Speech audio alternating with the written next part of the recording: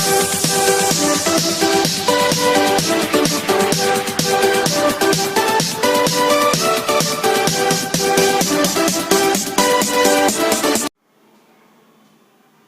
વિદ્યાર્થીઓ, નમસ્કાર બધાને.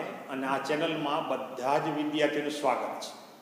હું છું ભંડેરી સર અને આજે આપણે ધોરણ 9ના ગણિતની અંદર ભણીશું પહેલું ચેપ્ટર સંખ્યા પદ્ધતિ. હવે આ સંખ્યા પદ્ધતિની શરૂઆત કરતા પહેલાં જો આ ચેનલની અંદર તમે નવા હો તો નીચે સબસ્ક્રાઇબનું જે બટન લાલ કલરનું આપેલું છે એને ક્લિક કરી અને આ ચેનલને સબસ્ક્રાઇબ કરજો કે જેથી કરીને ધોરણ 9ના ગણિતના બધા જ વિડીયો તમને સરળતાથી અને નિયમિત મળતા રહે. હવે જોઈએ આપણે પહેલું ચેપ્ટર સંખ્યા પદ્ધતિ. તો આ સંખ્યા પદ્ધતિની અંદર આવતી મોટા ભાગની માહિતી તમે અગાઉના ધોરણની અંદર ભણી ચૂક્યા છો. ખાસ કરીને સંખ્યા રેખાની મદદથી એના સરવાળા બાદબાકી કેવી રીતે કરવા એ તમે ભણી ગયા છો, બધાને ખ્યાલ પણ હશે. અને આ ચેપ્ટરની અંદર આપણે પ્રાકૃતિક સંખ્યા એટલે કે ધન સંખ્યા, પૂર્ણ સંખ્યા, પૂર્ણાંક સંખ્યા, સમય સંખ્યા અને અસમય સંખ્યા વિશે ભણવાનું છે. અને આ ચેપ્ટર છે એકદમ સરળ છે અને એકદમ નાનું ચેપ્ટર છે, તમને મજા આવે એવું ચેપ્ટર છે. આ સંખ્યા પદ્ધતિની અંદર તમારા બધી સંખ્યાઓ યાદ રાખવાની છે. તેની અંદર પ્રાકૃતિક સંખ્યા, પ્રાકૃતિક એટલે કે ધન સંખ્યા. ધન સંખ્યાને કેપિટલ એન વડે દર્શાવવામાં, એટલે કે આ ગણ છે, ગણ એટલે ચોક્કસ સંખ્યાનો સમૂહ, જથ્થો. તો પ્રાકૃતિક સંખ્યા એટલે કે ધન સંખ્યા એકથી શરૂ કરીને અનંત ધન સંખ્યા. એટલે કે પ્રાકૃતિક સંખ્યામાં નાનામાં નાની પ્રાકૃતિક સંખ્યા એક અને મોટામાં મોટી પ્રાકૃતિક સંખ્યા તમને કહેવામાં આવે તો મોટામાં મોટી મળે નહીં, કારણ કે એને તો અનંત સુધી આગળ ને આગળ લંબાવી શકાય. એટલે મોટામાં મોટી પ્રાકૃતિક સંખ્યા મળે નહીં, પણ નાનામાં નાની પ્રાકૃતિક સંખ્યા તમને કહેવામાં આવે તો નાનામાં નાની પ્રાકૃતિક સંખ્યા એક થશે. એ જ રીતે પૂર્ણ સંખ્યા. તો પૂર્ણ સંખ્યા છે એટલે કે માઇનસ સિવાય એટલે 0 પણ આવે. એટલે આમાં જે સંખ્યા છે એમાં વધારાની શૂન્ય આવે છે. એટલે કે પૂર્ણ સંખ્યા જે 0 અને બધી જ ધન સંખ્યા, બધી જ પ્રાકૃતિક સંખ્યા. એટલે કે પૂર્ણ સંખ્યાની અંદર નાનામાં નાની પૂર્ણ સંખ્યા 0, પણ મોટામાં મોટી પૂર્ણ સંખ્યા આમાં પણ મળે નહીં, કારણ કે અનંત સંખ્યાઓ છે. પછી પૂર્ણાંક સંખ્યા. તો પૂર્ણાંક સંખ્યાની અંદર બધી ધન સંખ્યા આવે, બધી ઋણ સંખ્યા આવે, ઉપરાંત શૂન્ય આવે. અને પૂર્ણાંક સંખ્યા જેને આપણે z વડે દર્શાવવા, પ્રાકૃતિક સંખ્યા એને n વડે, પૂર્ણ સંખ્યા એને w વડે, પૂર્ણાંક સંખ્યા એને z વડે અને સમય સંખ્યા એટલે એને q વડે. બધી જ પ્રાકૃતિક સંખ્યા છે, બરાબર ધ્યાન રાખજો. આમાં ખરા ખોટા અને હેતુલક્ષી નાના પ્રશ્નો તમને પૂછી શકાય કે બધી જ પ્રાકૃતિક સંખ્યા છે એ પૂર્ણ સંખ્યા છે. એટલે કે પૂર્ણ સંખ્યાની અંદર પ્રાકૃતિક સંખ્યા ઉપરાંત શૂન્ય, બધી જ પૂર્ણ સંખ્યા પૂર્ણાંક સંખ્યામાં છે. એટલે કે પૂર્ણાંક સંખ્યામાં 0 થી અનંત સુધીની અને વધારાની આવી એની અંદર ઋણ સંખ્યા. એટલે આ બધી સંખ્યા આમાં આવે, આમાં વધારાની શૂન્ય છે. આ બધી સંખ્યા આમાં આવે, વધારાની આમાં ઋણ સંખ્યા છે. અને આ બધી સંખ્યા આમાં આવે અને આમાં વધારાની આવે અપૂર્ણાંક સંખ્યા. કે કોઈ પણ પૂર્ણાંક સંખ્યા છે, માનો કે 5 પૂર્ણાંક સંખ્યા છે, તો સમય સંખ્યા એટલે કે 2 પૂર્ણાંક સંખ્યા હોય, માનો કે p અને q, આ 2 પૂર્ણાંક સંખ્યાઓ છે. તો આ 2 પૂર્ણાંક સંખ્યાનો ભાગાકાર એને આપણે સમય સંખ્યા કહેવામાં આવે. અને છેદની અંદર જે q પૂર્ણાંક સંખ્યા છે એ શૂન્ય હોવી જોઈએ, શૂન્યતર સંખ્યા. તો આ p ના છેદમાં q, આને આપણે સમય સંખ્યા કહેવાય. એટલે માનો કે 5 પૂર્ણાંક સંખ્યા છે, આને આપણે સમય સંખ્યા તરીકે દર્શાવવું હોય તો આના છેદમાં આપણે 1 મૂકી દેવાનું. કોઈ પણ સંખ્યાના છેદમાં આપણે 1 મૂકીએ તો એની કિંમત બદલાતી નથી. સાદી ભાષામાં કહીએ તો સમય સંખ્યા એટલે અંશની અંદર કોઈ સંખ્યા હોવી જોઈએ અને છેદમાં કોઈ સંખ્યા હોવી જોઈએ. અને કોઈ સંખ્યાના છેદમાં કંઈ ન હોય તો આપણે છેદમાં 1 મૂકી દઈએ એટલે હવે આ સંખ્યા છે એ સમય સંખ્યા બની જશે. એટલે ખાસ ધ્યાન રાખજો, પ્રાકૃતિક સંખ્યા છે એને પૂર્ણ સંખ્યા કહેવાય. એટલે કે દરેક પ્રાકૃતિક સંખ્યા પૂર્ણ સંખ્યા છે, પણ દરેક પૂર્ણ સંખ્યા પ્રાકૃતિક નથી. શા માટે નથી? કારણ કે શૂન્ય 0 છે એ પ્રાકૃતિક સંખ્યા નથી. એટલે કે પ્રાકૃતિક સંખ્યા એ પૂર્ણ સંખ્યા છે, પણ બધી જ પૂર્ણ સંખ્યા પ્રાકૃતિક સંખ્યા નથી.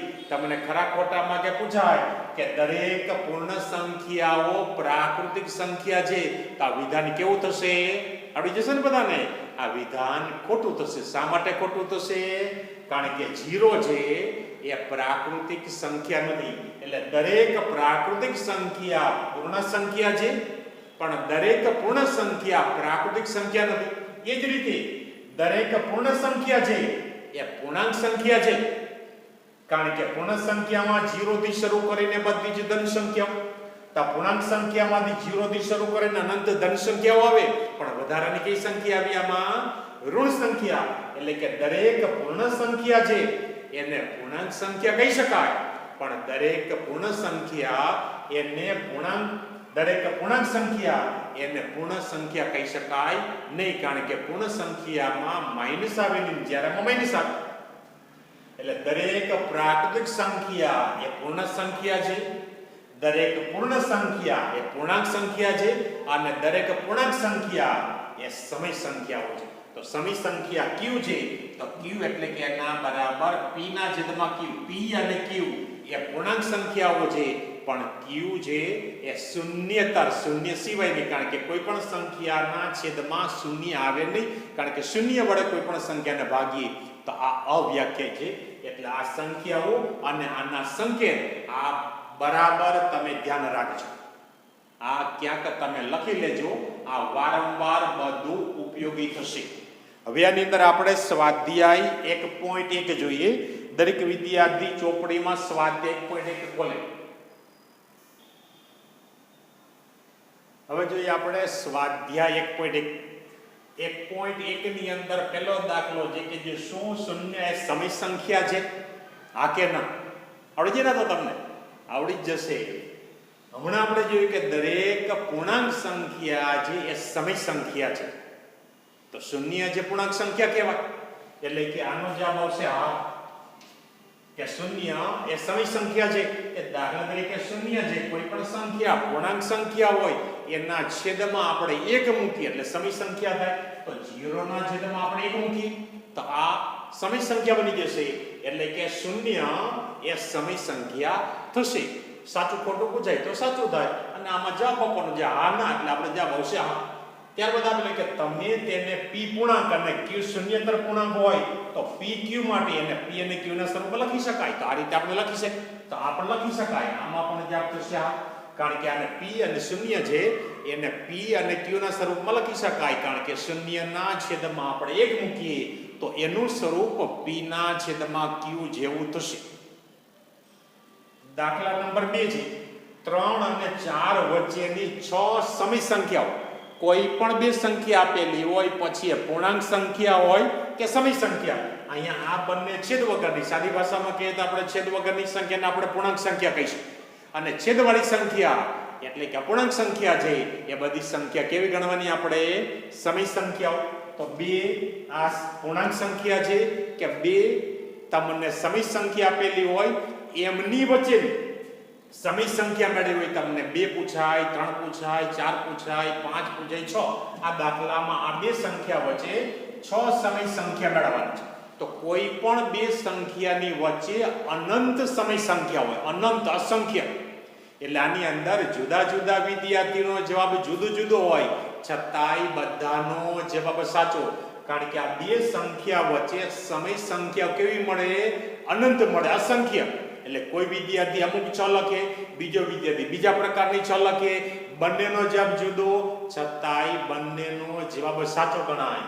એટલે તમને પ્રશ્ન પણ પૂછાય કે કોઈ પણ બે સંખ્યા હોય, પછી સમય હોય કે પૂર્ણાંક હોય, એમની વચ્ચે ખાલી જગ્યા સમય સંખ્યાઓ મળે તો એમાં અસંખ્ય સમય સંખ્યાઓ મળે. તો જ્યારે આપણે કોઈ પણ બે ક્રમિક સંખ્યા હોય અને પૂર્ણાંક હોય, એમની વચ્ચે આપણે જેટલી સંખ્યા મેળવી હોય તો એના છેદમાં એટલા વડે ગુણી દેવું. છેદમાં ગુણી એટલે સંખ્યા ફેરફાર અંશ અને છેદમાં ગુણવાનું. માનો કે 5 અને 7 તો 5 અને 7 ની વચ્ચે તમારે 4 સંખ્યા મેળવવી. 4 અને આને આપણે સમી સંખ્યા બતાવી તો સમી સંખ્યા એટલે છેદમાં એક એક મૂકી દેવા. તો આની અંદર આપણી પાસે આ 3 છે એના છેદમાં એક મૂકી દઈએ, 4 એના છેદમાં એક મૂકી દઈએ એટલે આ સમી સંખ્યા મળી જશે. હવે માનો કે આ બે સંખ્યા વચ્ચે 5 મેળવવી હોય સમી સંખ્યા તો એમાં એક ઉમેરી અંશ અને છેદમાં 6 વડે ગુણી દેવા. માનો કે 4 સંખ્યા મેળવવી હોય તો 4 વત્તા એટલે અંશ અને છેદમાં 5 વડે ગુણી દેવા. કેવી રીતે એ આપણે જોઈએ. તો આ 3 અને 4 વચ્ચે 6 સમી સંખ્યા મેળવવી છે એટલે અંશ અને છેદમાં આપણે આને કેટલા વડે ગુણવાના 6 વત્તા એટલે 7 વડે એટલે અંશ અને છેદમાં આને 7 વડે ગુણીએ એટલે અંશનો ગુણાકાર અંશમાં છેદનો ગુણાકાર છેદમાં 3 ગુણ્યા 7 એટલે 21 અને છેદમાં 1 ગુણ્યા 7 એટલે કે 7. અહીંયા પણ આને અંશ અને છેદમાં 7 વડે ગુણવાનું એટલે 28 એના છેદમાં 7. હવે આ બે સમી સંખ્યાઓ આપણને મળી. તો હવે આમની વચ્ચે 21 અને 28 વચ્ચે કેટલી સંખ્યા આવી 22 23 24 25 26 ને 27 6 સંખ્યા મળી ગઈ અને છેદમાં 7 મૂકી દેવાના એટલે 21 ના છેદમાં 7 અને 28 ના છેદમાં 7 એમની વચ્ચે જે સંખ્યા આવે 22 ના છેદમાં 7 23 ના છેદમાં 7 આ બધી સમી સંખ્યાઓ થશે.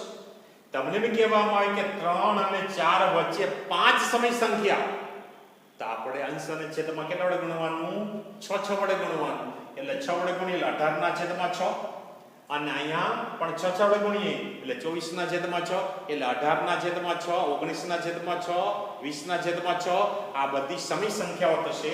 એટલે હવે આ 21 ના છેદમાં 6 અને 21 ના છેદમાં 7 અને 28 ના છેદમાં 7 આ 21 ના છેદમાં 7 પછી આમની વચ્ચે 21 ના છેદમાં 7 ત્યારબાદ આવે 22 ના છેદમાં 7 23 ના છેદમાં 7 અને આપણે આને સંખ્યા તરીકે લખવું હોય તો છેદ સરખા તો જેમ અંશ જેટલો અંશ મોટો એ સંખ્યા મોટી ગણાય એટલે કે આના કરતા આ સંખ્યા મોટી થશે આ સંખ્યા મોટી થશે. પછી 24 ના છેદમાં 7 એના કરતા મોટી 25 ના છેદમાં 7 એના કરતા મોટી 26 ના છેદમાં 7 27 ના છેદમાં 7 અને 28 ના છેદમાં 7 એટલે આપણી મૂળ સંખ્યા કઈ હતી આ 3 છે અને આ કેટલા છે 28 ને 7 વડે ભાગીએ એટલે 4 તો આ 21 ના છેદમાં 7 એટલે કે 3 અને 28 ના છેદમાં 7 એટલે કે 4 એમની વચ્ચે 6 સમી સંખ્યા મળી. આ 1 2 3 4 5 અને 6 એટલે આપણે લખી શકાય 21 ના એટલે કે 4 એટલે પહેલી સંખ્યા આપણે 3 એટલે 21 ના છેદમાં 7 અને આ 4 એટલે કે 28 ના છેદમાં 7. આ બે સંખ્યા 3 અને 4 પણ 3 ને આપણે સમી સંખ્યા તરીકે લીધું 21 ના છેદમાં 7 4 ને આપણે સમી સંખ્યા તરીકે લીધું 28 ના છેદમાં 7 તો 3 અને 4 વચ્ચે આ 22 ના છેદમાં 7 22 ના છેદમાં 7 23 ના છેદમાં 7 24 ના છેદમાં 7 25 ના છેદમાં 7 અને 26 ના છેદમાં 7 આ બંને સંખ્યા વચ્ચે આ 6 સમી સંખ્યાઓ થશે. એટલે કે 3 અને 4 વચ્ચેની 6 સમી સંખ્યાઓ કરીને પછી લખી શકાય આમની વચ્ચે આ 6 સમી સંખ્યાઓ છે.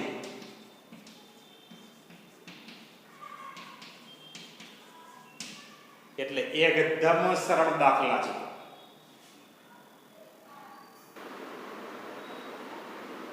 દાખલા નંબર 3 એની અંદર સમી સંખ્યા છે 3 ના છેદમાં 5 આગળ ખાલી હતું 3 અને 4 પૂર્ણાંક સંખ્યા હતી એમની વચ્ચે સમી સંખ્યા કેટલી મળે અનંત આપણને મળે પણ એમાંથી મેળવવાની કેટલી હતી આપણે 6. એ જ રીતે સમી અને ઉપરાંત આપણે જે 3 અને 4 છે તો 3 અને 4 ની વચ્ચે પોઈન્ટ વાળી સંખ્યા આપણે લખવી તો 3.1 3.2 3.3 3.4 3.5 એટલે કે ખરેખર 3.1 એટલે આને 31 ના છેદમાં 10 લખી શકાય. આ પણ સમી સંખ્યાઓ છે. તો આપણે જે વાત કરી પ્રમાણે કોઈ પણ બે સંખ્યાઓની વચ્ચે અસંખ્ય સમી સંખ્યાઓ મળે એટલે જુદા જુદા વિદ્યાર્થીઓનો જુદો જુદો જવાબ લખી શકે. એ જ રીતે આની અંદર પણ જુદા જુદા વિદ્યાર્થીનો જુદો જુદો જવાબ લખી શકે. તો આપણે આની અંદર મેળવવાની છે આપણે 5 સમી સંખ્યા. તો આપણે આ અંશ અને છેદમાં કેટલા વડે ગુણવાના માનો કે પૂર્ણાંક સંખ્યાઓ આપણે 3 અને 4 આ રીતે હતા તો છેદમાં 1 મૂકીને આપણે એને સમય સંખ્યા બનાવી દીધી. પછી આપણે 6 જોતી હતી એટલે અંશ અને છેદની અંદર આપણે 7 વડે આપણે ગુણીએ છીએ. તો આની અંદર આપણે 5 જોઈએ છે તો 5 માં 1 ઉમેરે એટલે 6 થાય. તો અંશ અને છેદની અંદર આને 6 ગુણી દેવાનું. અહીંયા અંશ અને છેદની અંદર 6 વડે ગુણીએ એટલે 6 ગુણ્યા 3 એટલે 18 અને છેદની અંદર 5 ગુણ્યા 4 એટલે 30. અહીંયા 6 ગુણ્યા 4 એટલે 24 અને છેદની અંદર 5 ગુણ્યા 4 એટલે કે 30. હવે 18 ના છેદમાં 30 અને 24 ના છેદમાં 30 તો 18 પછી 19 ના છેદમાં 30, 20 ના છેદમાં 30, 21 ના છેદમાં 30, 22 ના છેદમાં 30 અને 23 ના છેદમાં 30. આ કેવી સંખ્યા મળશે? 5 સમય સંખ્યાઓ મળશે. એટલે કે 18 ના છેદમાં 30 પછી 19 ના છેદમાં 30, 20 ના છેદમાં 30, 21 ના છેદમાં 30,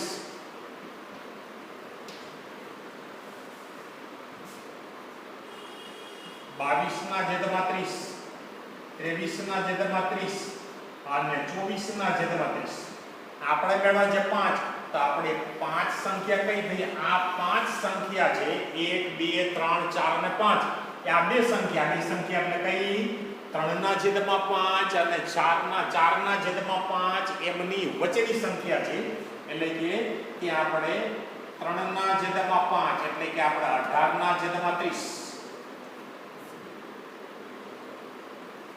અને બીજી આપણે 4 ના છેદમાં 5 એને આપણે બનાવી સમી સંખ્યા તરીકે 24 ના છેદમાં 30 ની વચ્ચેની 5 સમય સંખ્યાઓ આ લખી નાખવાની. 19 ના છેદમાં 30, 20 ના છેદમાં 30, 21 ના છેદમાં 30, 22 ના છેદમાં 30 અને 23 ના છેદમાં 30. એકદમ સરળ છે. સમજી ગયા ને બધાને? માનો કે કોઈ બીજી સંખ્યા અહીંયા છેદની અંદર માનો કે 10 લખીએ એટલે કે છેદમાં 50 કરવા તો ત્યાં અંશ અને છેદમાં 10 વડે ગુણવામાં આવે. કે માનો કે 3 ના છેદમાં 5 એટલે કે ત્યાં 10 વડે ગુણીએ તો ત્યાં 30 ના છેદમાં 50 થાય.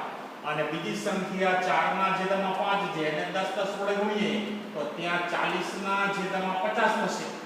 તો 30 ના છેદમાં 50 અને 40 ના છેદમાં 50 એમની વચ્ચે કેટલી સંખ્યા? 10 થઈ. 31 ના છેદમાં 50, 32 ના છેદમાં 50, 33 ના છેદમાં 50, 34 ના છેદમાં 50. તો બીજી સમય સંખ્યાઓ મળશે. એટલે જુદા જુદા વિદ્યાર્થી આમાં જુદી જુદી સંખ્યાઓ લખી શકે. દરેકનો જવાબ સરખો થાય. આમાં અસંખ્ય સમય સંખ્યા મેળવી શકાય. એટલે કોઈ છેદની અંદર 30 વાળી લખે, કોઈ છેદની અંદર 20 વાળી લખે, કોઈ છેદની અંદર 50 વાળી લખે, પણ બંનેના છેદ સરખા એ પ્રકારે ગુણીને થતા હોય તો આવી અસંખ્ય સમય સંખ્યાઓ મળે. એટલે તમારી અનુકૂળતા મુજબ તમને જેટલી પૂછેલી હોય એટલી સમય સંખ્યા એમની વચ્ચે તમે મૂકી શકો. દાખલા નંબર 4 ની અંદર વિધાનો ખરા છે કે ખોટા નક્કી કરવાનું છે. તેમાં પહેલું છે દરેક પ્રાકૃતિક સંખ્યા એ પૂર્ણ સંખ્યા છે. આપણે આ ચેપ્ટરની શરૂઆત કરતા પહેલા જ આપણે ગણ લીધેલા n w z અને q. n એટલે પ્રાકૃતિક સંખ્યા, w એટલે પૂર્ણ સંખ્યા, z એટલે પૂર્ણાંક સંખ્યા, q એટલે સમી સંખ્યા. દરેક પ્રાકૃતિક સંખ્યાને પૂર્ણ સંખ્યા કહેવાય, પૂર્ણ સંખ્યાને પૂર્ણાંક સંખ્યા કહેવાય અને પૂર્ણાંક સંખ્યાને સમી સંખ્યા કહેવાય. ઉપરથી નીચે પણ નીચેથી ઉપર સાચું ન થાય. એટલે દરેક પ્રાકૃતિક સંખ્યા છે, પ્રાકૃતિક સંખ્યા એ પૂર્ણ સંખ્યા છે. આ વિધાન કેવું થશે? આ સાચું થશે. વિધાન સત્ય છે. પછી બીજું છે દરેક પૂર્ણાંક સંખ્યાને z. દરેક પૂર્ણ સંખ્યા પૂર્ણ સંખ્યા છે એટલે z એ w છે તો ઊંધું એ ખોટું છે. એટલે આ વિધાન અસત્ય છે. કારણ કે દરેક પૂર્ણાંક સંખ્યા એ પૂર્ણ સંખ્યા, તો આની અંદર પૂર્ણાંક સંખ્યામાં ઋણ સંખ્યા આવે. વિધાન અસત્ય છે કારણ કે ઋણ સંખ્યા એ પૂર્ણ સંખ્યા નથી. એ જ રીતે ત્રીજું છે કે દરેક સમય સંખ્યા એ પૂર્ણ સંખ્યા. દરેક સમય સંખ્યા પૂર્ણ સંખ્યા છે એટલે q એ w છે ઊંધું છે. એટલે આ વિધાન પણ ખોટું છે કારણ કે સમય સંખ્યા દરેક સમય સંખ્યા એ પૂર્ણ સંખ્યા દરેક નથી, એટલે આ વિધાન ખોટું થશે. હવે અગાઉ જે આપણે દાખલા જોયા સમય સંખ્યા મેળવવાની, માનો કે ત્યાં પૂર્ણાંક સંખ્યા જેવી બેના છેદ સરખા હોય એવું જોયું. માનો કે હવે કોઈ પણ તમને બે અલગ સંખ્યા છેદ જુદા આપેલા હોય, માનો કે તમને સમય સંખ્યા મેળવવાની આ રીતે પૂછાય, તો પહેલા તો આનો લસા લઈને છેદ સરખા બનાવો. એટલે કે આનો લસા ની આ બંને સંખ્યા જોઈ કે આનો છેદ આને ગુણે, નાનો છેદ આને ગુણે, અંશને છેદમાં ગુણીએ એટલે અહીંયા 1/6 એને 5/5 વડે ગુણવાનું, અને 1/5 છે એને આપણે 6/6 વડે ગુણવાનું, એટલે અહીંયા 5/30 થાય, અહીંયા 6/30 થશે. છેદ સરખા થઈ ગયા. હવે આપણે અગાઉ જે દાખલો જોયો તે રીતે હવે માનો કે તમને 5 સંખ્યા કહેવામાં કે 6 સંખ્યા કહેવામાં આવે, એમાં એક ઉમેરીને અંશ અને છેદમાં એટલા વડે ગુણીને તમે આગળ વધો તો સરળતાથી મળી જાય. એ જ રીતે અહીંયા હોય તો અહીંયા અંશ અને છેદની અંદર પહેલા આને 8 વડે ગુણીએ એટલે અહીંયા 24/40 થાય, અને અહીંયા 5 વડે ગુણીએ 35/40 થાય. હવે જો આ પ્રમાણે સંખ્યા અહીંયા તો ક્રમિક મળી 5/30 અને 6/30, તો ત્યાં આ બંને અંશના પૂર્ણાંક સંખ્યા વચ્ચે સંખ્યા હતી, પણ અહીંયા હવે આગળ તમે ન કરો તો ચાલે કે 24 અને 35 એમની વચ્ચે સંખ્યા છે 25/40, 26/40, આ ઘણી બધી છે. તો એ સંખ્યા તમે ત્યાં પછી એને બીજી સંખ્યા વડે ગુણીને લખો તો ચાલે. આમની વચ્ચેની સંખ્યા જેટલી કીધી હોય, 4 કીધી હોય, 5 કીધી હોય, એ તમે લખી શકો. એટલે આ સ્વાધ્યાયના બધા દાખલા તમારે ફેરબુકમાં લખવાના છે, અને હવે પછી જે તમને હોમવર્કમાં આપવામાં આવે એ તમારે રફ નોટમાં લખવાના છે. એકદમ સ્વાધ્યાય સરળ છે. સરળ લાગ્યું તમને? એકદમ સરળ છે. દાખલા તમે ગણશો લાવડી જશે. હજી થોડી ઘણી તમને શંકા કે ડાઉટ હોય તો ફરીથી વિડીયો જોઈ લેજો. એટલે આ એકદમ સંખ્યા બધી સરળ છે, બધા દાખલા સરળ છે, સ્વાધ્યાય પણ એકદમ સરળ અને એકદમ નાનું છે. Thank you.